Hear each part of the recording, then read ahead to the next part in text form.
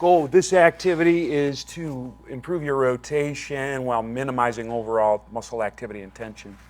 Here's what you'll do. Line your side. Arms like so. Hips about a 60-degree angle. Quiet nasal breathing throughout. You're going to lift your leg up. And as you do that, you're going to slide your arm across. And basically what I'm going to do is I'm going to log roll my body to the other side. Think nose, chest, zipper all in one line. It's going to look like this.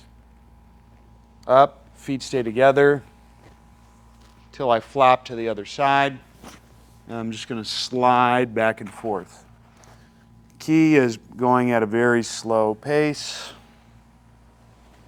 As you do it, driving that nasal breathing. Just so you can see another view. Go on a diagonal like this. Here, legs up, go slow.